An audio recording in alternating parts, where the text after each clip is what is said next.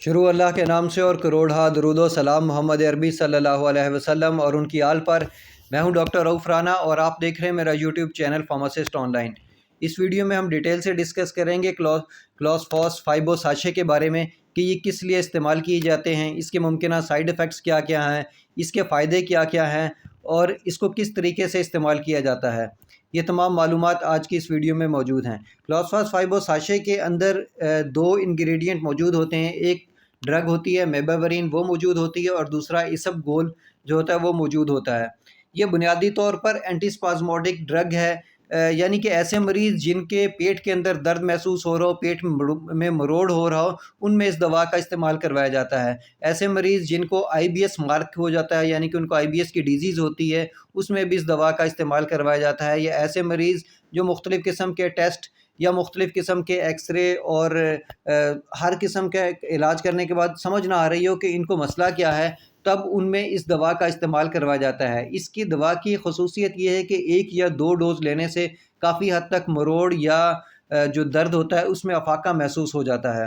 یہ بنیادی طور پر جو ٹیوبولر سٹرکچرز مسل ہیں ان کو ریلیکس کرتا ہے۔ ایسے ٹیوبولر سٹرکچر جو ہماری بڑی آنت، چھوٹی آنت یا فلوپن ٹیوبز میں موجود ہوتے ہیں، ان میں یہ مسلز کو ریلیکس کر دیتا ہے۔ نتیجہ یہ ہوتا ہے کہ جو اسموتھ مسلز ہیں وہ ریلیکس ہو جاتے ہیں اور جو درد کی کیفیت ہے وہ خاصی حد تک کم ہو جاتی ہے۔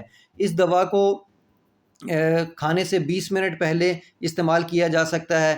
ایک گلاس پانی کے اندر جو بڑا گلاس پانی ہے اس میں اس دوا کو ڈال دیا جاتا ہے اور کچھ دیر بعد اس دوا کو پی لیا جائے، لیکن اس دوا کو 20 منٹ پہلے استعمال کرنا چاہیے تو بہتر رزلٹ مل سکتے ہیں۔ اس دوا کے استعمال میں معدے کے ساتھ ساتھ اور بھی کنڈیشن ہیں جس میں اس دوا کا استعمال کیا جا سکتا ہے، جیسے کہ پریگننسی کی کنڈیشن کے اندر بھی اس دوا کا استعمال کیا جا سکتا ہے۔ جب ڈاکٹر یہ گینیکولوجسٹ یہ محسوس کرے کہ یوٹرس کے مسلز بہت زیادہ اسٹریچ ہو چکے ہیں اور مے بھی جو ہے پری میچور برتھ ہو سکتی ہے، تو اس سلسلے کے اندر بھی اس خطرے کو روکنے کے لیے اس دوا کا استعمال کیا جا سکتا ہے۔ یا ایسے لوگ جن کا اوور ری ایکٹیو بلیڈر ہو، یا وہ جو یہ شکایت کر رہے ہیں کہ ان کو بار بار پیشاب آتا ہے اور پیشاب کو ہولڈ کرنے میں کافی مسئلہ ہوتا ہے، ان میں اس دوا کا استعمال کروایا جاتا ہے، جس کی وجہ سے جو ان کے مسلز ہوتے ہیں، مثانے کے مسلز ہوتے ہیں، وہ ریلیکس ہو جاتے ہیں اور وہ کنٹریکشن کی جو کنڈیشن ہے وہ ختم ہو جاتی ہے اور جو اوور ایکٹیویٹی ہے وہ ختم ہو جاتی ہے۔